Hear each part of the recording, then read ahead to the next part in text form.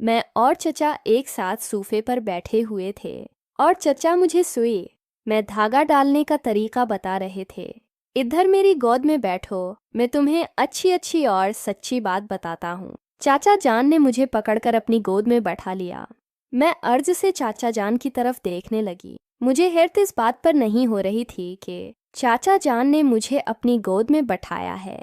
इस बात पर हैरत हो रही थी कि वो मेरे साजिद माजिद को अपने का मुफ्ते हाथों से छू रहे थे। चाचा जान, आप ये क्या कर रहे हैं? मेरे साजिद माजिद को क्यों छू रहे हैं? मैं फौरन चाचा जान की गोद से उतर गई। मुझे उनके इरादे मालूम तो नहीं थे, मगर डर लग रहा था। मैं तो सिर्फ ये चेक कर रहा था कि ये अभी तक बड़े क्यों नहीं हो रहे। 3-4 साल से इतने ही हैं, मुझे फिक्र हो रही थी, बस इसीलिए छोकर देख रहा था। उन्हें अब तक बड़े हो जाना चाहिए था। चाचा शिस्त कदमों से मेरे करीब बढ़ते हुए बोले। मैं कदम पीछे करते दीवार के साथ जा लगी और चाचा मेरे नज़दीक आ गए। वो आखिर मेरे साथ करना क्या चाहते थे, मैं उनकी आंखों में देखकर यही अंदाज़ा लगा रही थी। चचा जान का एक हाथ मेरे कंधे और दूसरा हाथ मेरी पष्ठ पर था। चाचा के इरादे अब साफ नज़ाहिर होने लगे थे। इससे पहले वो मज़ीद कुछ करते दरवाजे पर दस्तक हुई। नाजिया, तुम यहाँ हो? मुझे पकाने वाली मेरी अपनी बहन ही थी। जी आपी, मैं यहाँ हूँ, मैंने फौरन जवाब दिया चाचा को। मजबूरन अपनी गिरफ्त ढली करनी पड़ी। मैंने जल्दी से दरवाज़ा खोला। आपी ही कमरे में दाखिल हुई और शक की निगाहों से चचा को देखने लगी। खैर चचा, आप इस वक्त नाजिया के पास क्या कर रहे हैं? लगता है आपको बहुत सर्दी लग रही है, जो आप मेरी बहन के पास आकर अपनी सर्दी कम कर रहे हैं। आप ही चचा को तिरछी निगाहों से देखकर बोली। चाचा भी मास्टर इंसान थे, जवाब देने बना। कहाँ उनको सब्र आने वाला था। क्या करूं, मेरी बीवी तो जिंदा नहीं, जिसका सहारा लेकर ठंड दौर भाग गई हो, और न तुम्हारे सिसर की तरह इतना खुश नसीब हूँ। चाचा, सिर्फ एक बार करीब से देख लेने से सारी सर्दी खत्म हो जाए। चचा आपी के बदन को गलत नजरों से देखकर बोले। आपी का चेहरा गुस्से से लाल पला होने लगा। चाचा कमरे से बाहर निकल गए और आपी भी चचा का गुस्सा मुझ पर उतारने लगी। मैं कितनी बार मना किया है, इस चाचा से दूर ही रहा करो, मगर तुम तो सुनते ही नहीं। हर वक्त इस चचा की ताफी खाने के चक्कर में लगी रहती हो। आपी ही मेरे बाजू पर अपनी गिरफ्त महसूस करके बोली। दर्द की शिद्दत से मेरी आंखों से आंसू बहने लगे। मुझे तकलीफ हो रही थी। इस बात का एहसास आपी ही को मेरे खामोश आंसू देखकर हुआ। उन्होंने बस छोड़ा। मेरे ससुर जी के कमरे में जाओ, मैं भी वहीं आती हूँ, मगर आप ही रात के 2 या हमारे अकले जी के कमरे में क्या करना है? मैं सामने लगी घड़ी पर वक्त देकर बोली। चाचा जी के साथ रात इस वक्त कमरे में बंद रह सकती हो, तब तुम्हें कोई मसला नहीं हो सकता, और मेरे ससुर के पास जाने में तुम्हें वक्त की फिक्र होने लगी है। आपी ने गुस्से से कहा और मुझे बाजू से पकड़कर अपने ससुर जी के कमरे में ले आई। वो मेरे साथ बहुत बड़ा सलूक करती थी, सगी बहन होकर सुतौलियों से भी बेहतर सलूक करती थी।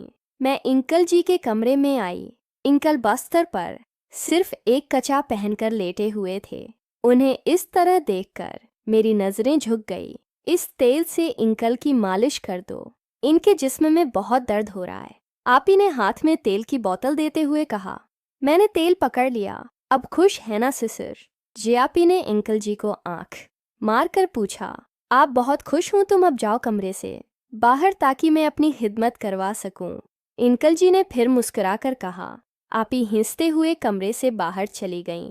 इधर बेड पर मेरे ऊपर बैठ जाओ, अंकल जी ने मेरा हाथ पकड़कर कहा। अंकल की इस बात पर चौंक कर उनकी जानिब देखने लगी। मेरा मतलब है मेरे साथ बैठ जाओ कहता कुछ हूँ, मुना से कुछ और निकल जाता है। अंकल जी ने मुस्कुराते हुए कहा। मैं अच्छा कहते हुए उनके पास बैठ गई और उनके पांव पर मालिश करने के लिए तेल लगाने लगी। अंकल, आपके बदन पर तो पहले ही से तेल लगा हुआ है। अरे तुम लगा दो, तुम्हारी बहन को कहा था कि मालिश कर दो, मगर इस लड़की से कोई काम नहीं होता। 5 मिनट बाद ही थक जाती है। उससे अच्छा तो मेरा कांटा है, जो आधा घंटा आराम से खड़ा रहता है, बड़ी हो गई है। अब वो अंकल जी ने नाक चढ़ाकर कहा। मैं उनकी मालिश करने लगी। अंकल जी, आपका कांटा तो कौन सा है? मुझे कांटे की समझ नहीं थी, इसलिए अंकल से पूछा।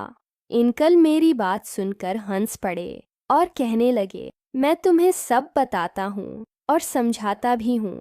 अंकल ने कहा और मैं उनकी मालिश करने लगी। मैं अंकल जी की मालिश कर रही थी और अंकल का हाथ मेरी कमर पर था। वो बार बार अपना हाथ कभी ऊपर करते तो कभी पीछे करते।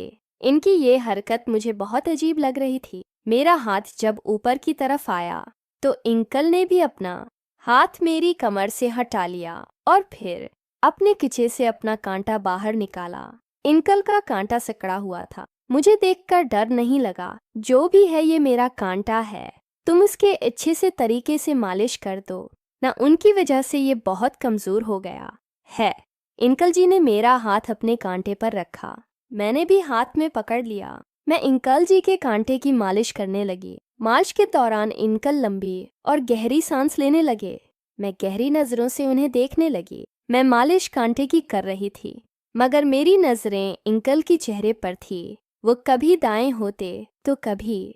मैंने जब एक नजर अपने हाथ में उठाए कांटे की तरफ डाली तो मेरी आंखें हैरत से फटी की फटी रह गईं। और क्यों ना फटी, अंकल का कांटा बड़े से बड़ा हो गया था। मैं भी पहली मर्तबा ऐसा कांटा देख रही थी। अंकल ये इतना बड़ा कांटा कैसे हो गया?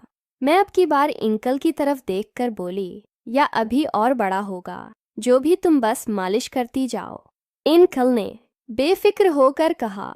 मैं खामोश हो गई। वो कहने लगे, इस कांटे में बहुत पानी है, अगर तुम इसे पी लोगी तुम जल्दी बड़ी हो जाओगी। अंकल ने मुझे एक नई कहानी सुनाते हुए कहा। मगर कैसे? अंकल में फिर से नन्ही गड़िया बनकर बोली, इसे लॉलीपॉप समझकर खाना शुरू कर दो।